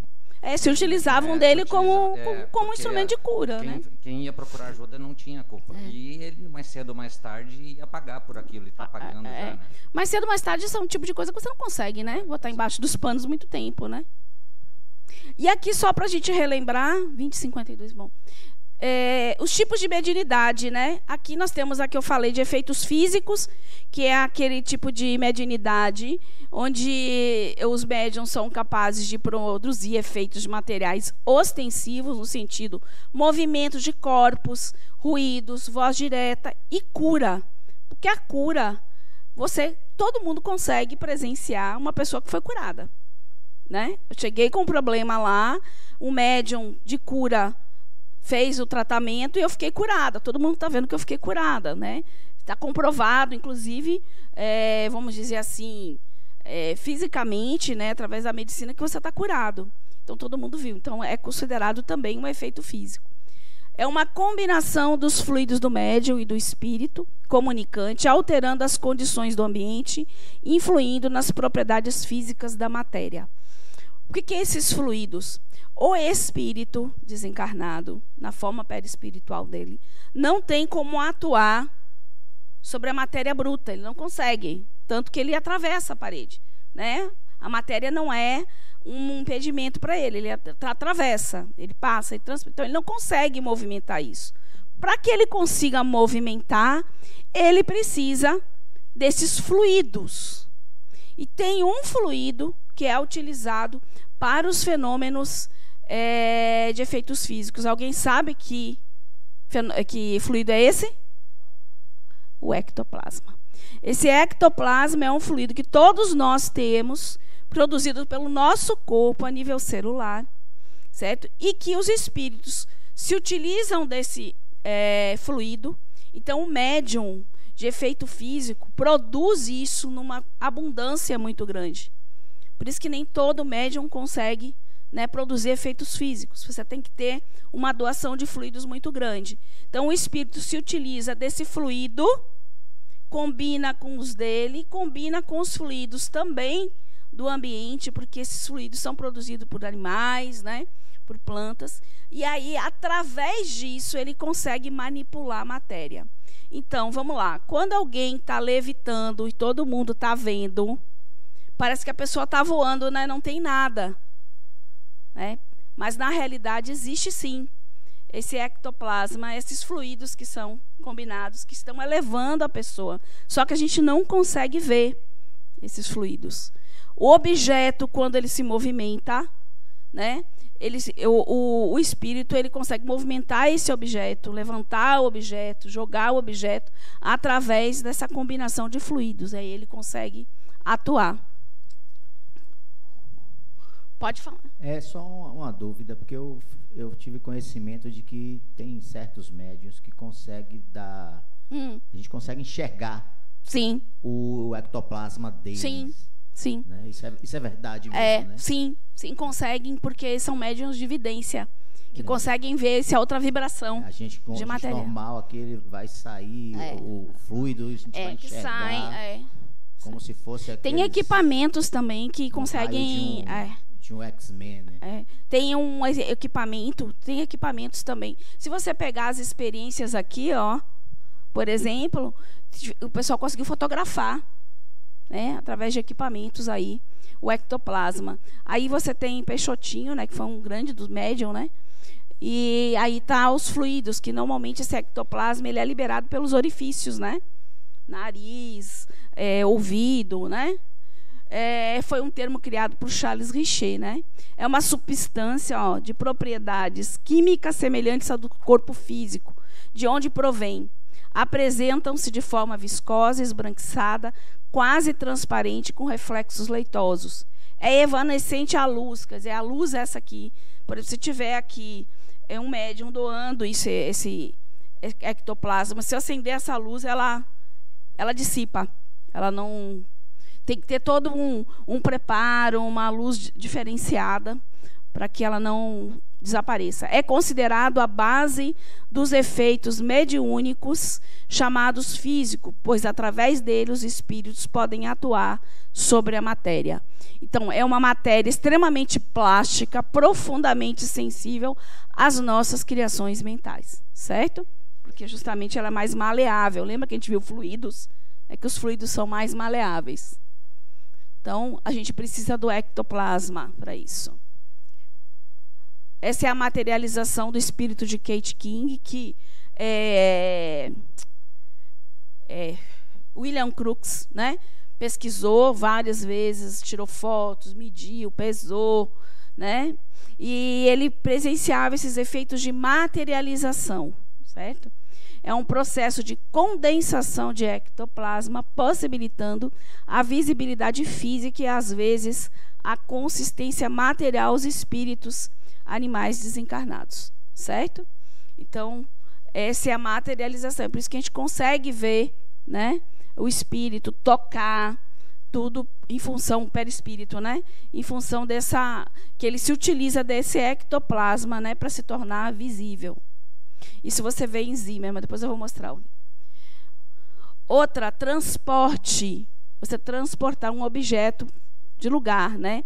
Consiste em trazer para o local onde está o médium objetos que se encontram em outro lugar. De modo geral, os objetos trazidos são coisas menores, né? Flores, frutos, joias, enfeites, né? Trazer um objeto do exterior para o interior do ambiente chama porte. E quando eu levo ele para outro lugar, transporte. Ok? Então, ele movimenta esse objeto. Levitação. Esse médium aí, Daniel Douglas Home, ele era um médium incrível, assim, de várias, ele tinha várias mediunidades, e uma delas é essa levitação. Tem uma história, inclusive, que ele estava num hotel, ele saiu levitando de uma janela do quarto e entrou por outra, com várias pessoas vendo, inclusive, presenciando. Tem a imagem que mostra isso. Elevação e deslocamento de pessoas e objetos sem apoio visível, certo? Existe o apoio, só não é visível. O fenômeno da levitação foi conhecido em toda a história da humanidade, inclusive pela Igreja, com vários membros canonizados, como José de Cupertino e Teresa d'Ávila. E tem muitos outros aí, né? Você pode ter uma levitação individual, uma pessoa levitando, como também pode ter a múltipla, com 2 ou mais pessoas, um grupo, né? Sendo... E a simultânea, com objetos e pessoas. Certo? Então, levitação, efeito físico. Tiptologia. Tiptologia é a comunicação do espírito por meio de pancadas, a expressarem por convenção letras e palavras. Então, o que aconteceu lá com as irmãs Fox foi exatamente a tiptologia, né? Um momento marcante do espiritismo, e atraiu a atenção de pesquisadores e autoridades que, após investigação, atestaram a sua realidade. Okay? E aqui, bicorporeidade. Quem lembra aí o que é bicorporeidade? A gente até falou na aula de espíritos, né? Aí tem algumas pessoas aí: Francisco de Assis, Padre Pio, Santo Antônio de Pádua e Eurípides Barçanufo. O que seria a bicorporeidade? Em 2 lugares ao mesmo tempo. E como isso ocorre? Através do perispírito, exatamente. A gente não pode dizer que tem um corpo material físico e tem um corpo espiritual, não é isso? Eu tenho 2 corpos. Esse corpo espiritual, ele não se desprende do corpo físico em desdobramento? Então, é um desdobramento consciente. Então, eu estou aqui parada dando aula para vocês. O meu corpo espiritual se desprende do corpo, vai para outro lugar, se materializa e se torna visível para todos que estão na sala. Isso é possível porque nós temos esses 2 corpos, ok? E, interessante, os 2 vão fazer funções diferentes. Eu vou continuar dando aula e lá meu corpo, né, que se materializou, vai fazer, sei lá, qualquer outra coisa. Vai visitar alguém que está doente, né? Ou vai ver alguém, né? Isso é possível? É. Por que é possível? Por que, gente, que é possível esses dois corpos, ao mesmo tempo, estarem fazendo atividades diferentes? Quem comanda tudo, gente? Hein? O Espírito.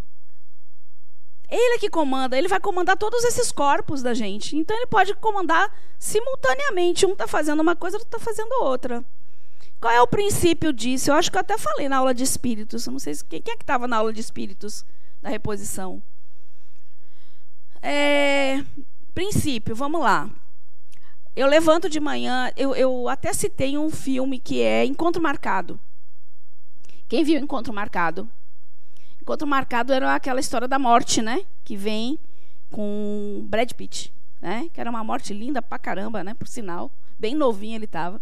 Ele vai, ele aparece para um empresário lá muito famoso e fala para ele que é a morte que vai levar ele, né? Mas que ele estava de férias e que ele queria aprender mais sobre a humanidade. Então ele deu um tempo a mais para ele. Não é isso? Quem viu o filme aí me ajude. Deu um tempinho para ele, porque ele queria aprender. Então eu não vou lhe levar logo, mas você vai me mostrar o mundo aí. E um dia, esse empresário chega e pergunta para ele, mas vem cá, e como é que está sendo? Porque o trabalho dele era levar as pessoas. E você está aqui, de férias. Como é que você faz isso?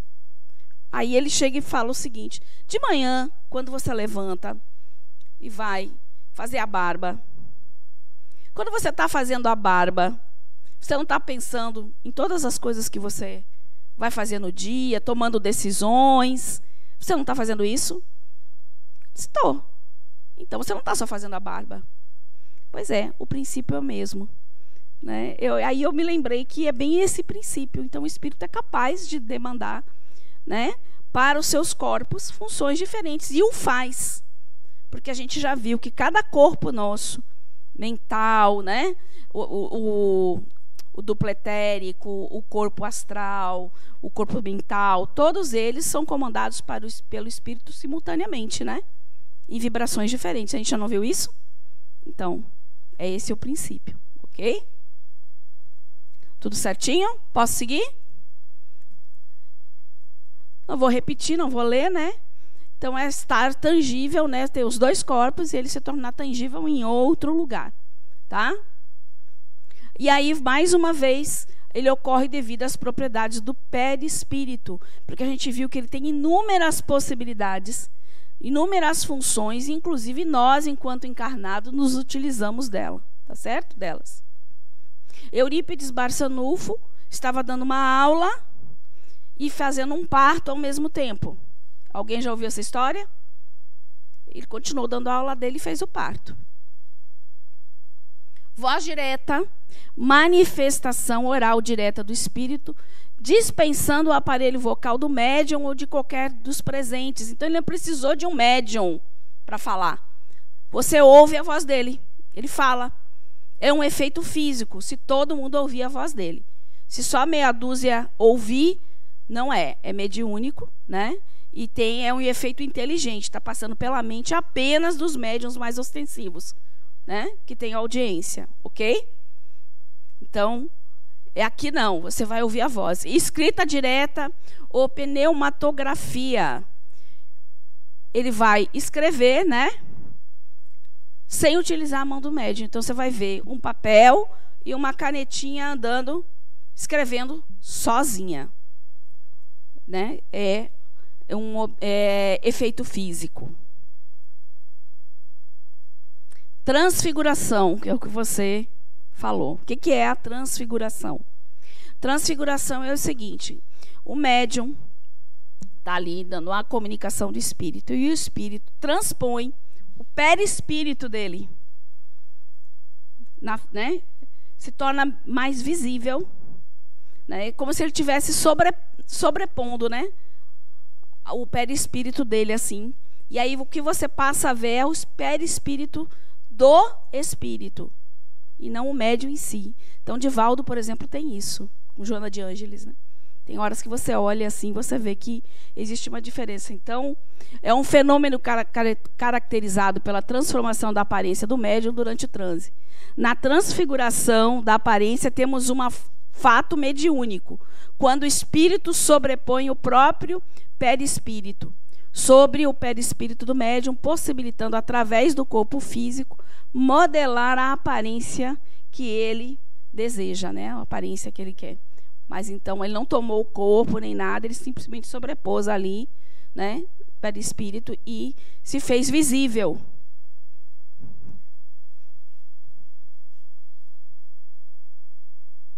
Cura, como a gente já falou, né? São as pessoas que curam pelo simples toque, pelo olhar, mesmo por um gesto, sem o concurso de qualquer medicação. A cura, ela pode ser, como eu te falei, apenas do médium, com a doação dos fluidos dele, ou pode ser em parceria com os espíritos. Por exemplo, aqui, o passe é uma doação de fluidos do passista, mas aqui no centro, por exemplo, é mista. É espiritual também, certo? Quem lembra das benzedeiras que curavam determinadas coisas? Ali era a doação dela, ali podia ter até aí ficava com galinho de arruda, né? Minha avó era benzedeira. Minha avó era indígena, de origem indígena, e ela benzia com um galinho de arruda. Era arruda, a arruda era só para ela ali, né? Que ela disse que afastava mal olhado e tal, mas na verdade era a doação de fluidos dela, né? Provavelmente ela deveria ter as parcerias dela, porque ela era uma médium bem ostensiva. E aí a gente vem para a mediunidade, né? Médiums de efeitos intelectuais, é esse que eu falei. Passa pelo psiquismo da pessoa, e só o médium está percebendo, ou alguém que tem a mesma ostensividade dele pode perceber também, ok? Pode falar. Tânia, aqui vocês têm cirurgia espiritual? Não. Tem trabalho de cura, não sei. Não sei lhe dizer. É da casa. Aqui não faz cirurgia. Faz o tratamento. Tem o tratamento aqui, que é o passe de cura, sexta-feira. Tem visualização e tudo. Inclusive, eu já fiz esse tratamento, muito bom. Mas não faz a cirurgia espiritual, como faz, por exemplo, na Casa do Caminho. Casa do Caminho como se fosse um pronto-socorro espiritual, né? Que faz cirurgia. Mas aqui não. É totalmente reconhecida, né? Pelo espiritismo. Como? Totalmente reconhecido pelo... Sim. É, sim. Só não faz aqui na casa, né? Porque cada centro espírita meio que se dirige para um... Por exemplo, aqui a gente tem os tratamentos todos, né? Mas a gente tem muito aqui estudo, né? Casa do Caminho é um pronto-socorro. Cada um vai, né? Aí, um desses efeitos que a gente conhece é a psicofonia, né? Divaldo aí é bem é um médium psicofônico também, né? Faculdade que permite a comunicação oral de um espírito através do médium. O espírito se utiliza do aparelho fonador do médium, denominado por Kardec como mediunidade falante, conhecida popularmente como incorporação. É essa aí que a gente chama de incorporação.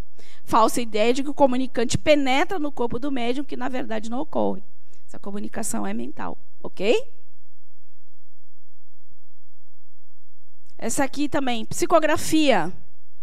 Faculdade que permite a comunicação de um espírito através da escrita. O espírito se utiliza do aparelho motor, né, do médium. Psicometria. Aqui a gente vai fazer na nossa mediúnica experimental. Uma com efeito físico, uma de psicometria e outra de psicografia também. Eu vou falando o que a gente vai trabalhar aqui. Psicometria, o que é a psicometria? Todos os objetos de valor, principalmente quando tem um valor sentimental muito grande, eles ficam imantados com aquela energia do dono.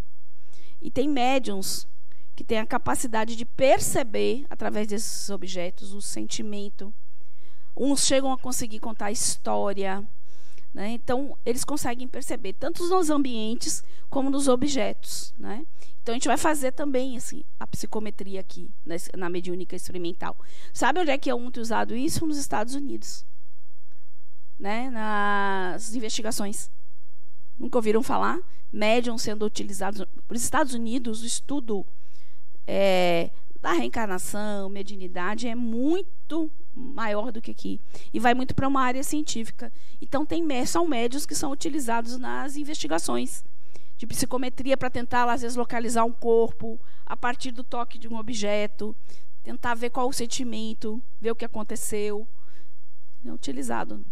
É a faculdade de ler impressões e recordações ao contato de objetos, né?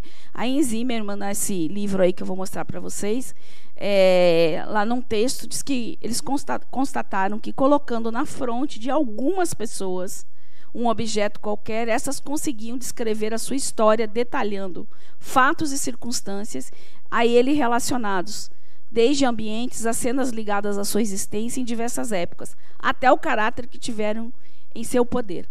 Então, pode ser dessa forma, ou tocando também nos objetos. Tocando.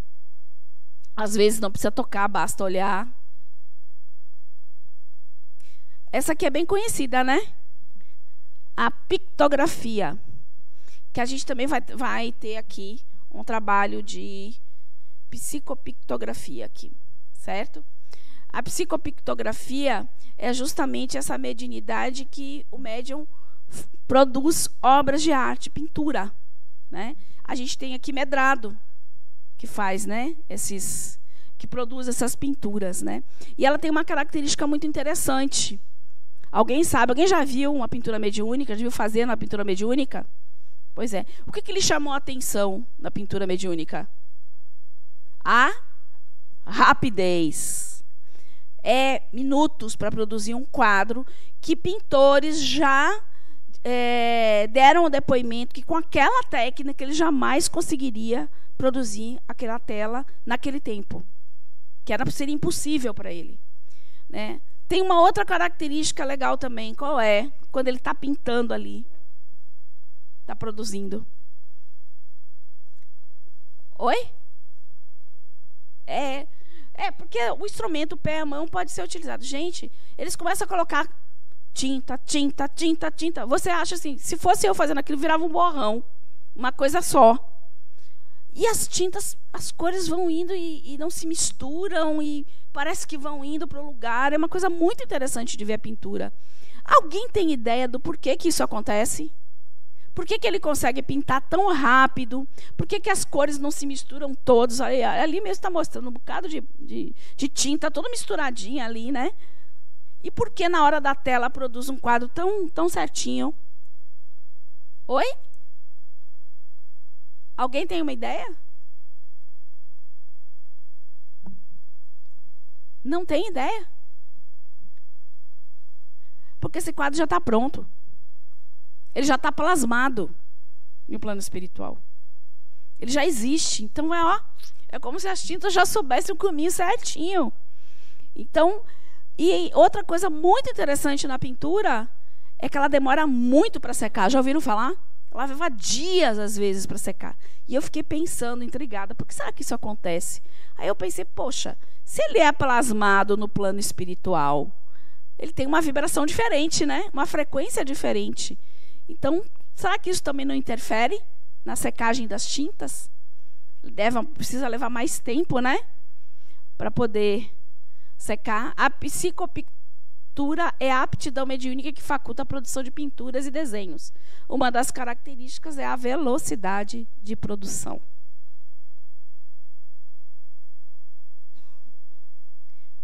Aí a gente vai falar de intuição e inspiração. Isso sempre é uma coisa. A gente sempre foi habituado a falar, eu estou sendo intuído, não é não? Quem já ouviu falar assim, estou sendo intuído pelo Espírito. Eu estou sendo intuído ou estou sendo inspirado por ele? Hein? Inspirado, né? Eu estou sendo inspirado. Então, na realidade, a gente usa assim, estou sendo intuído, eu mesmo virou e mexeu, eu falo. Mas, na realidade, não é intuição, é inspiração. Por quê? Porque a intuição, né, são conteúdos, é seu. É aquilo que você traz de você já, né? Pode ser um pressentimento que se demonstra mediante as experiências, né? Aqui é a intuição, né? Experiências do espírito, são experiências que eu já tive, então eu tenho conhecimento sobre aquilo, eu tenho como fazer valor sobre aquilo, eu tenho como entender aquilo, né? Então, nesta encarnação e outras, que se apresentam mediante situações adversas da vida em todas as suas dimensões. Quer dizer, eu tenho experiência para poder avaliar situações e tomar decisões a partir disso, né? Eu tenho isso, eu tenho esse conteúdo, um conteúdo vasto de toda uma vida de idas e vindas da gente. Já a inspiração, né, é mediúnica, né? E essa inspiração são as dicas que a espiritualidade às vezes dão para a gente, né? E que nos conduzem de alguma forma, né? É um tipo de comunicação mediúnica que nos auxilia na percepção de ideias e tomadas de decisão. Aquela sensação que ouvimos uma voz e seguimos ela ou não, né?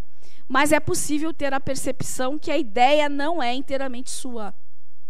Que às vezes você diz, surgiu da onde, né? Da onde veio essa ideia? Então, a intuição. Vidência, né? É justamente essa mediunidade, é uma mediunidade em que o médium consegue ver, né, pessoas, objetos, paisagens do plano espiritual, certo? Então, é a vidência. Pode ocorrer perfeitamente acordado, conservando as lembranças. Né? Tem pessoas que não precisam ficar inconscientes. Isso que eu estou... Audiência, vidência, a visão, né? A audiência, você escuta os sons, né, do plano espiritual. Então tem essa sensação de interna que está dentro da mente, como se você estivesse ouvindo isso dentro da sua cabeça. E tem a externa, que você ouve como se estivesse ouvindo uma conversa aqui mesmo, estivesse ouvindo pelo ouvido mesmo. Né? Tem essas duas formas. Desdobramento, e aí eu falei, como assim o desdobramento é mediúnico? Ele pode ser mediúnico ou não. Porque todo mundo sabe que o desdobramento é um mecanismo nosso, né, do espírito. Então a gente consegue desprender nosso perispírito e desdobrar, né, fazer nossas viagens, nossos passeios no mundo espiritual. Mas se eu só sair e não tiver contato com ninguém, foi mediúnico? Não. Agora, se eu encontrar um espírito que está desencarnado, já lá, tem tempo, vou lá, converso com um avô, ou alguém, né, vou estudar, aí ele é mediúnico, certo? Então, ele ocorre através da exteriorização do perispírito, né? E pode ser anímico, quando é só seu, né, só você, ou mediúnico, quando você tem contato com outros espíritos. E aí a gente vem muito sobre a questão da mediunidade, e a gente fala muito aqui sobre essa questão dela ser somente institucionalizada.